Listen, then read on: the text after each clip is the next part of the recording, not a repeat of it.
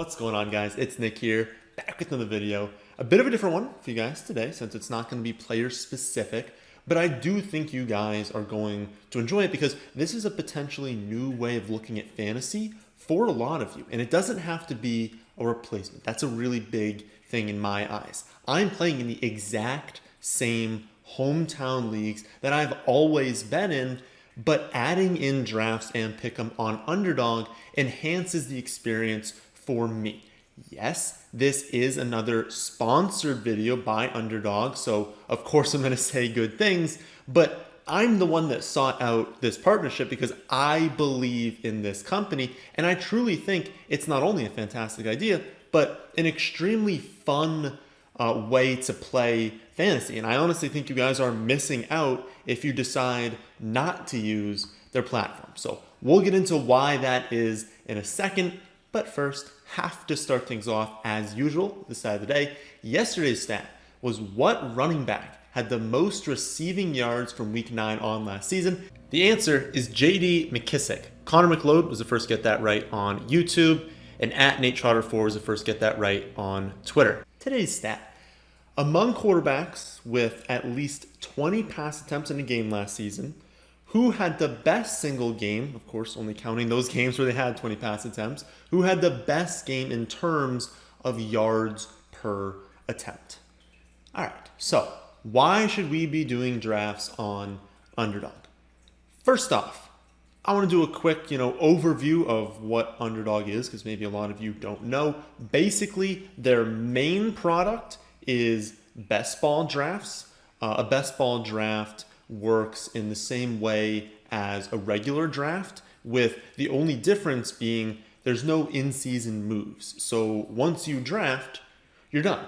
There are no waiver wire decisions, no trades, no start-sit decisions, and that last one's honestly huge for me. I can't tell you how frustrating it is having clearly the better team, but to lose because your bench always seems to go off. And I know you guys definitely feel the same way as me because I read the comment section. I understand and I see how frustrated you are every single season when you're like, I don't know why I've lost this last week. My team is way better. My bench outscored them by 100, but you just didn't make the right, start-sit decisions. In best ball, your entire roster is available to you each week. And so all you have to do is draft a great team. And you don't have to worry about starting the right players each and every week. The drafts are 18 rounds, so that's like pretty standard. Some of you guys will be in leagues that have 15, 16 rounds, just depends on how big your bench is, but that's pretty standard, 18 rounds. But there's also no kickers, no defenses. And if you followed me for any amount of time, you know that I love that. Kickers are the absolute worst. I'm fine with defenses, but I would not be upset at all if the norm in 5 to 7 years is that there are no defenses, there are no kickers. I don't like them. I only want to watch the skill players for fantasy.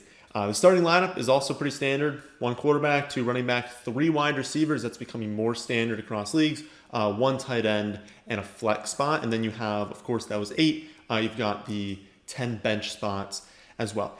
And again, you don't have to make start-sit decisions. You'll go into each week with all of those 18 players you drafted, and then they'll automatically form your optimal roster after the games are played and tell you how many points it scored. Your job is just to draft the best team possible, pick the best players, use the best strategy. You won't lose because you drafted Marvin Jones, but he's on your bench, in his yearly 4-touchdown game. The playoffs is going to be a little bit different depending on what you're drafting for. So if you watch our content, you see every Monday I do the mock draft Mondays, and before the Fantasy Pros draft, I show that week's Underdog draft. In those, we're doing just your standard 12-team leagues, and that scoring is super simple. Whoever has the most points at the end of the season wins, and then it's just decreasing from there. Whoever has the second most points gets second, third most points gets third, and so on. If you're drafting as part of their bigger tournament, it's a little bit different. They do have a traditional playoffs. It's week 14 through 17. Of course, there are 18 weeks this season, so no, 17 is not the final week. There are 18 weeks this season. Of course, it's going to be harder to advance in those because they're tournaments. So you're going to need to get like first or second place in weeks 14, 15, 16, 17. Like you have to keep, having, there's your 12 team leagues. Or actually, they're going to be 12, and then they switch to like 16. 16 is like 18, 20. Like some of them get absolutely massive. But basically, the format is do really, really well, make the playoffs. When you're in the playoffs, you've got to each week get first or second place. That's how you keep advancing. So you should probably read the rules if you're joining the tournament, see exactly how they work. But that is the basic difference. Everything you're seeing on our channel so far has just been like your typical, we're in a 12-team league. I'm playing the 11 other people that are against me. And so it makes the most sense for you guys. So that is a summary of how it works. But why am I so excited, about this platform? Aside from an increase to my mental health, not being forced to make a million start-sit decisions every week, one big benefit is honestly practice.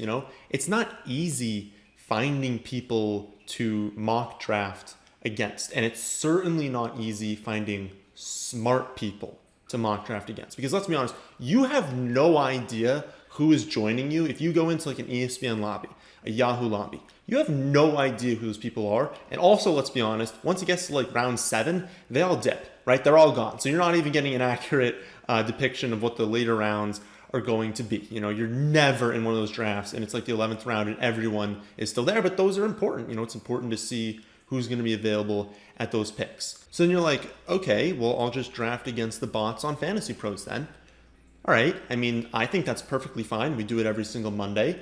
But one thing there is I do those on Mondays because it's an easy format for me to show you guys. It is visually appealing. I'm able to stop the draft and talk about one single player for like 7 minutes. Whereas if we're an actual draft, I can't talk to you guys as much and like go over why I'm making picks.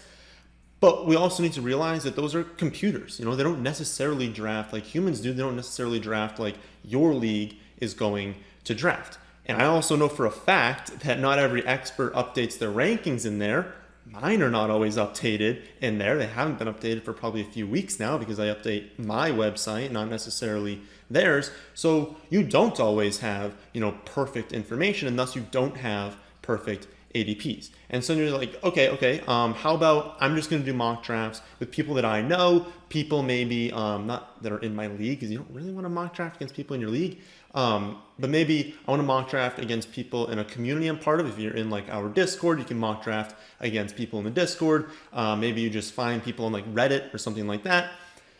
But that's fine to do as long as you realize that those people are somewhat correlated, right? They're on that platform, which means they're getting information from that platform. And so the drafts you're going to do with people that are all in one community might be just different from drafts you're doing outside of that community. So when we do these mock draft Mondays, you see players that I have listed really aggressively in the rankings, guys like Antonio Gibson, guys like Najee Harris, like those guys go earlier because everyone in these drafts is following my content. So if you continually do drafts like that, you're going to realize that it's not perfect, right? Some of these players aren't actually going to go this early or aren't actually going to fall this late because not everyone is following the same content. And that's a big reason why I like Underdog, because you can draft a bunch of cheap drafts against a wide range of people, and you know that everyone on the site is trying their absolute hardest because this is a league that they're paying, maybe like $3 to enter. And it's likely that they're updated on the latest news because like, why would you spend, even if it's only a few dollars? Like I know that's not much, but even if you're spending any amount of money to do a draft, you're going to check. You're going to check Twitter. You're going to check latest rankings. You're going to try your hardest. You're not just going to like be in an ESPN lobby and be like, oh, I'm taking a kicker in the 5th round. Like I've seen that plenty of times.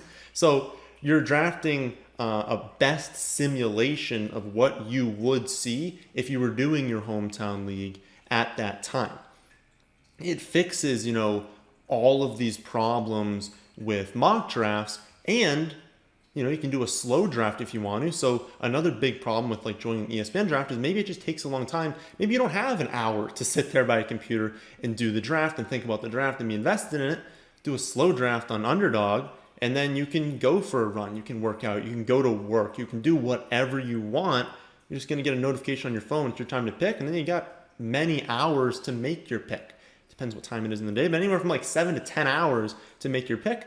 Well, that's easy. That's a much more relaxing environment. So that is a huge benefit. You'll be in fantastic shape for your hometown league that you care about the most if you do a lot of drafts on Underdog to prepare. Also, a few people are definitely going to say that like, well, the ADPs on best ball drafts are different because people are considering upside more. They're considering ceiling when they're drafting, and so high upside players are going a little bit earlier. I consider that totally fine because that's what you should be doing. That's what should be happening on all these hometown leagues, but people undervalue upside a lot. Well, they're not doing that on Underdog. And so if you do a lot of drafts on Underdog and then you go to your hometown league, you're like, why is this guy available so late? He's got a ton of weekly upside. That's the reality is, yeah, why is he available so late? He has a ton of weekly upside. You should be drafting him. So I don't really like that argument very much because it's not as major as you think, and those differences are just what should be happening in your hometown leagues. Another benefit is that you gain access to the players that you want. I only play in like 3 to 4 leagues each season, and I think the majority of you, I would say, fall in that like 1 to 4 range. You don't have that many drafts. You're not out there drafting 20 leagues. And because that's the case, it's entirely possible you just like don't end up with a top 4 pick. Okay, and that means you don't get McCaffrey, Cook, Henry, Kamara. You just don't get any of them. And realistically, you can't even implement what my favorite draft strategy is this season, which is, if you watch the video, the anchor running back strategy, where we take one of those top 4 running backs, and then we just abandon running back for a while. We say, okay, one of those is maybe going to go off. I'm assuming they have a fantastic season, and so I'm just loading out the rest of my roster in the off chance that happens, and I just crush this league, right? That's my favorite strategy. You can't even do it if you don't have a top 4 pick, and that's entirely possible. You're actually unlikely, if you enter a 12-team league, to get a top 4 pick. And that really stinks, right? I mean, obviously, if it's my favorite strategy, I want to implement it. And so if I can't do that, well, that's kind of annoying. And I'm not saying that you're going to do like 100 drafts on Underdog and you're going to get a bunch of 1s, a bunch of 2s, a bunch of 3s, but I'd at least like to have like a chance to own some of these stud players. And if you're doing drafts on Underdog, even if it's just to prepare for your main league, you're gaining small amounts of exposure to not only different players, but different roster constructions as well. Maybe you have some leagues where you go with Kelsey and a quarterback early. Maybe you have some leagues where you abandon quarterback and tight end early and you go late. You're testing out different strategies. You're gaining exposure to different strategies. And whatever ends up working, you might have some small shares of. And you're also gaining, again, small amounts of exposure to players that you might not have had at all. If you think that Alvin Kamara scores 25 touchdowns this season, I'm not saying I think that, but I'm saying you think that. You're like, let's be honest, they got no one else. I'm all in on Kamara this year. Well, realistically, you can only even make that pick if you're like 3rd or 4th. Okay? So your chances are not that good of even getting him, even if you think he's going to crush. And I feel like it's been maybe like 3 or 4 years since I've even had a 3 or a 4 pick. Last year, I know I got the 1. I think I got 10 in both others. So I have the 1, the 10, and the 10. All right, so I didn't have a chance of getting Kamara, even if I thought he was going off last season. So drafting on Underdog lets you build out exposures to players you like, instead of just drafting, 1 to 2 teams and maybe not getting a few players you think will do great. And also going off that point, let's say you enter 10 Underdog leagues. Okay, if you use promo code FFA, you're going to get $25 free, a free deposit bonus when you sign up. That's 8 right there. So I'm giving you 8 free drafts on Underdog if you use promo code FFA. So let's say you only do 2 more that weren't free for you and you join 10 total leagues. Well, now you have the ability to say, okay, here are 7 sleepers that I really, really like. So instead of only ending up with 3 of them on your 1 or 2 hometown leagues and maybe going 100% on one of them, let's say you draft 20% of one wide receiver, 10% of another, 30% of one that you feel good about, and so on. Now you don't completely miss out on someone you genuinely liked late, and you're not over leveraged if someone that you love just happens to be a bust, whether that's through injury or maybe you were just wrong and they end up being trash. I think that drafting, the actual draft, is the most fun part of fantasy. And while trading is fun, let's be honest, most people send garbage trade offers, and a lot of leagues end up with like 3 or 4 total trades in the entire season, if it even gets to that many. I have been in leagues where plenty of offers are sent, but only like 1 trade gets done, and it's kind of an irrelevant trade anyways. And I know most of you agree with that statement because I see the comments all the time. They're like, why are you even making trade videos? My league won't accept anything. Okay? Why not use a platform that is built on the most enjoyable part of fantasy, especially since there are so many benefits to using it? You know, you're putting in all this time, all this effort figuring out who the best picks are, what the best strategies are.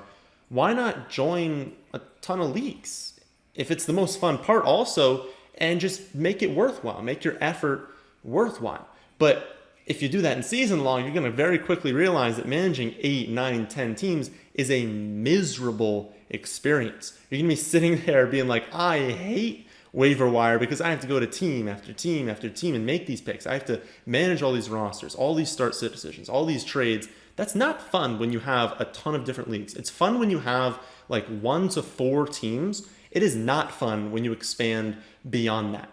So once you want to expand beyond, join some underdog leagues instead, and then just root for your favorite picks every single week with no added work during the season. And again, this doesn't need to replace your hometown leagues. This can make you even more prepared to dominate those while adding a spark to your enjoyment in fantasy this season. So if you agree with me and you want to sign up, make sure you use promo code FFA. And when you do so, you're going to get a $25 deposit bonus, which again can be 8 free drafts. You don't even have to make that large of a deposit. If you don't want to be in that many leagues, I mean, I think it's really fun, so I'm just going to keep doing a bunch of drafts. But if you're like, well, I have a small budget, listen, I'm giving you 8 free drafts. How many do you really need to do? I have no idea why you would not sign up with our promo code. I have no idea why you wouldn't at least try Underdog out. I promise it is a ton of fun. You're going to enjoy adding this to what you already do in season-long leagues. But you know what? To each his own. Also, if you're like a little bit hesitant, you're like, okay, I kind of want to join, but I don't want to just like get wrecked. I want to like actually be prepared for this. Getting our draft package will absolutely prepare you. I promise, follow those rankings. You're going to be fine. I've already done one Underdog specific video talking about really deep sleepers that I think could be great on Underdog. I'm doing more videos in the future. I'm going to be talking about roster construction as well. So if you follow our content, if you get our draft package, you'll be totally fine to do well on Underdog. So that'll do it for this one. I hope you all did enjoy. If you did, now how about hitting that like button, and how about subscribing to the channel if you're new here? Thanks for watching.